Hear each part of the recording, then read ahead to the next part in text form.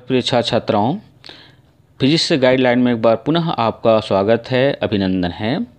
आज हम पढ़ेंगे कक्षा 12वीं भौतिकी के इकाई 1 स्थिर विद्युत के अध्याय 2 विद्युत विभव धारिता से एक बहुत ही महत्वपूर्ण टॉपिक, इस चैप्टर की प्रारंभिक बिंदु, विद्युत विभवांतर और विभव के बारे में।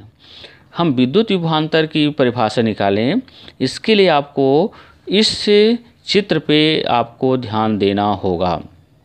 जैसे मान लीजिए चित्र के अनुसार वो एक बिंदु है जिस पर प्लस क्यू आवेश स्थित है। इस बिंदु ओ पर स्थित प्लस क्यू आवेश के कारण इसके चारों ओर विद्युत क्षेत्र बन जाते हैं। अब इस विद्युत क्षेत्र में से किसी बिंदु ए पर हम एक परीक्षण आवेश Q0 या एकांक आवेश Q0 कल्पना करते हैं, तो यह प्लस क्यू आवेश इस परीक्षण Q0 पर एक प्रतिकर्षण बल F लगाता है। सजातीय आवेश होने के कारण इस प्रतिकर्षण बल के विरुद्ध यदि हम इस परीक्षण आवेश Q0 को बिंदु A से B तक अगर लाना चाहें तो हमें इस प्रतिकर्षण बल F के विरुद्ध कार्य करना पड़ता है। तो उसी कार्य को इन दोनों बिंदुओं के बीच का विभवांतर कहते हैं। तो परिभाषा बहुत आसानी से इस चित्र के आधार पर हम निकाल सकते हैं कि एकांक धनावेश या परीक्षण आवेश को विद्युत क्षेत्र में एक बिंदु से दूसरे बिंदु लाने में जितना कार्य करना पड़ता है उसे उन दोनों बिंदुओं के बीच का विभवांतर कहते हैं। अब इस चित्र के अनुसार मान लीजिए कि यदि हम एकांक धनावेश Q0 को बिंदु A से B तक लाएं, तो यदि हमको W कार्य करना पड़े तो इस बिंदु A और B के बीच के विभवांतर को हम सूत्र को लिख सकते हैं VB माइनस VA बराबर W/Q0। अर्थात यहाँ पर VA और VB क्रमशः बिंदु A एवं बिंदु B का विभव है। तो यदि हम इसको शब्दों में लिखें तो हम लिख सकते हैं कि विद्युत विभवांतर बराबर कार्य बटे आवेश, और इस विद्युत विभवांतर का एसआई पद्धति में मात्रक होता है वोल्ट। तो यहाँ पर अब हमको 1 वोल्ट को डिफाइन करना है, तो 1 वोल्ट बराबर हम लिख सकते हैं एसआई पद्धति में 1 जूल/1 कूलाम, क्योंकि कार्य का मात्रक एसआई पद्धति में जूल होता है और आवेश का मात्रक कूलाम होता है।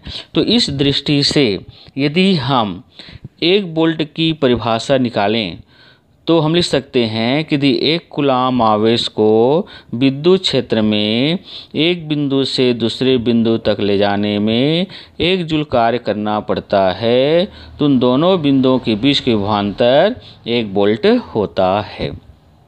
और इसी प्रकार सीजीएस पद्धति में हम इसी विद्युत विभवांतर के मात्रक को लिखते हैं स्थैतिक वोल्ट, अर्थात 1 स्थैतिक वोल्ट बराबर 1 अर्ग/1 स्थैतिक कूलाम। अब आइए विभवांतर के बाद अब हम चर्चा करेंगे विद्युत विभव पर। अब विद्युत विभव के लिए फिर चित्र पे आप ध्यान देंगे बच्चों। जैसे मान लीजिए कि बिंदु O पर जो प्लस क्यू आवेश रखा है, इसके चारों जो विद्युत क्षेत्र बन जाते हैं। अब हम क्या करते हैं, विद्युत क्षेत्र में जो बिंदु A हमने रखा था उसको हम एक माने कि वो अनंत जगह पर है या अनंत पे है। तो उस अनंत पर यदि हम इस परीक्षण आवेश Q0 को रखें और उस परीक्षण आवेश Q0 को अनंत से हम इस विद्युत क्षेत्र के किसी बिंदु तक लाएं, तो हमको इस प्रतिकर्षण बल के विरुद्ध पुनः कार्य करना पड़ेगा। तो जो आप कार्य करेंगे उसी को हम कहेंगे विद्युत विभव। अर्थात बहुत सिंपल परिभाषा कि परीक्षण आवेश या एकांक धनावेश को अनंत से विद्युत क्षेत्र के किसी बिंदु तक लाने में जितना कार्य करना पड़ता है उसे उस बिंदु का विद्युत विभव कहते हैं, और इसे हम कैपिटल V से प्रदर्शित करते हैं। तो मान लीजिए कि चित्र के अनुसार इस एकांक धनावेश या परीक्षण Q0 को अनंत से आप विद्युत क्षेत्र के किसी बिंदु तक लाएं, तो उस बिंदु तक लाने में यदि आपको W कार्य करना पड़ता है तो सूत्र के रूप में आप लिख सकते हैं V बराबर W/Q0 या विद्युत विभव बराबर कार्य बटे आवेश, शब्दों में लिखेंगे तो। और यदि इसका मात्रक निकालेंगे बच्चों तो एसआई पद्धति में और सीजीएस पद्धति में विभव का वही मात्रक होता है जो कि विभवांतर का होता है, अर्थात विभव का मात्रक एसआई पद्धति में वोल्ट और सीजीएस पद्धति में स्थायित्व वोल्ट होता है, जहां 1 वोल्ट बराबर 1 जूल अपॉन 1 कूलाम तथा 1 स्थायित्व वोल्ट बराबर 1 अर्ग अपॉन 1 स्थायित्व वोल्ट।